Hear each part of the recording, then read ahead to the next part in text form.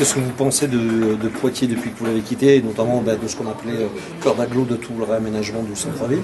Oui, moi c'est assez amusant parce que effectivement j'ai vu, parce que dans la famille ça provoquait des débats, donc j'ai vu monter tous les débats, toutes les discussions, etc. etc.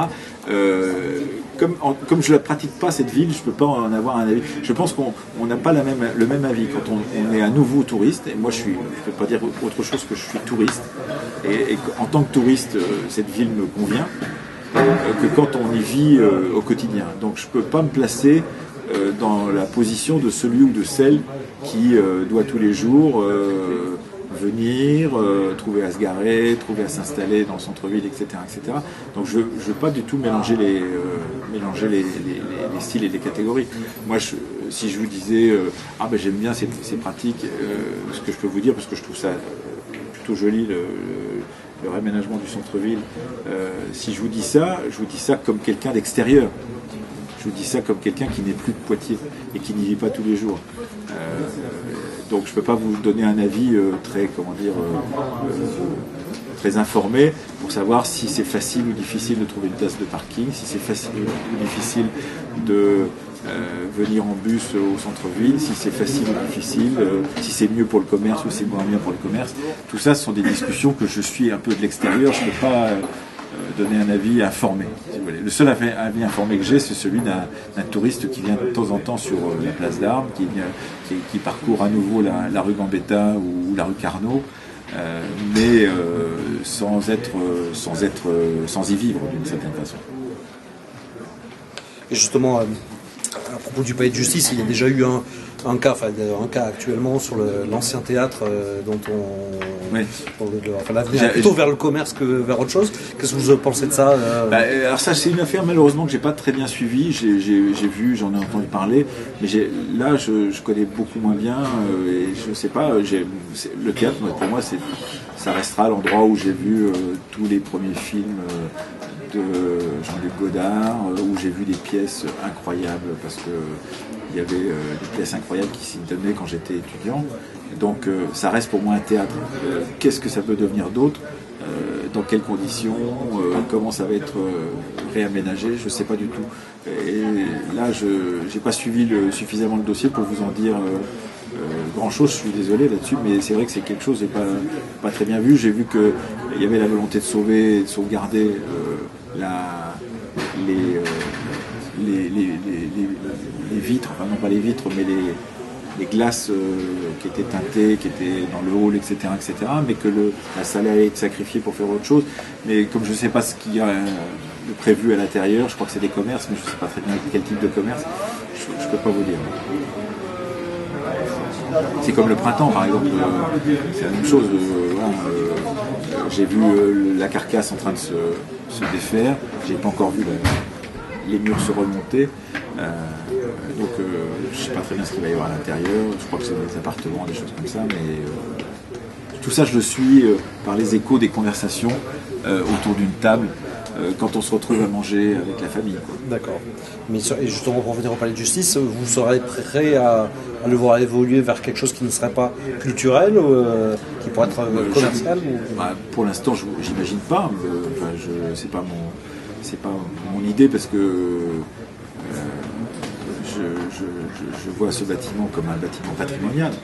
Mais j'imagine qu'il y a que je ne sais pas très bien, qu'il y a dans les recoins du palais de justice, qui est quand même gigantesque comme espace, il doit y avoir d'autres possibilités pour mettre des bureaux, des choses comme ça, quand ce ne sont pas des lieux de patrimoine.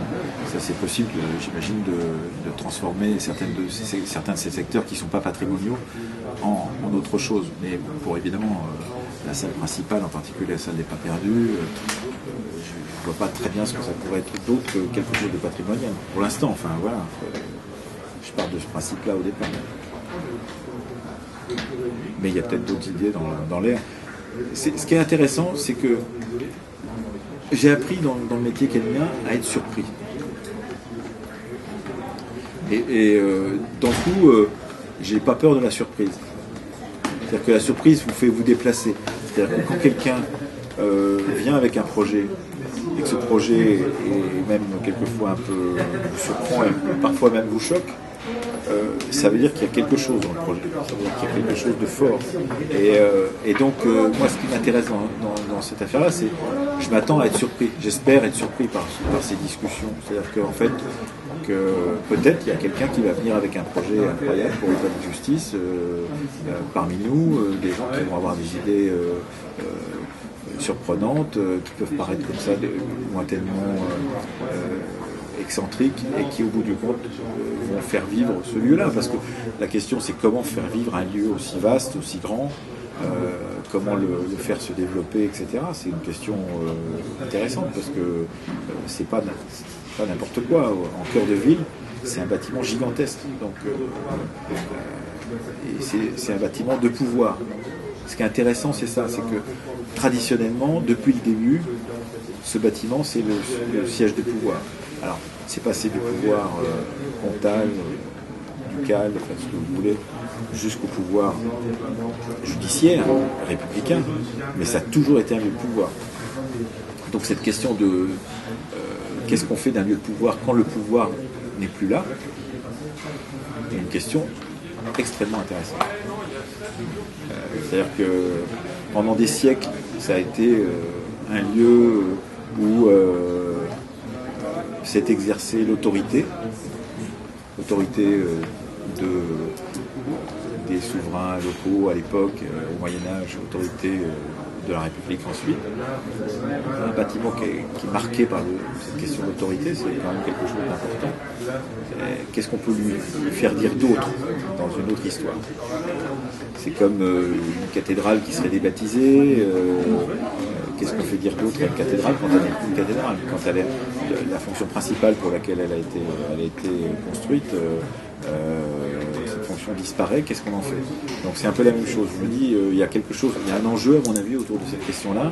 C'est les murs portent pas simplement de l'architecture, ils portent du symbolique, si vous voulez. Et cette symbolique que portent les murs du palais de justice, c'est la symbolique de l'autorité de l'État ou du pouvoir local. Donc, est-ce qu'on en fait quelque chose de cette symbolique-là? Comment on la transfère sur autre chose? Est-ce que c'est du culturel? Est-ce que c'est du patrimonial, etc., etc. Ça, je ne sais pas encore, mais c'est vachement intéressant.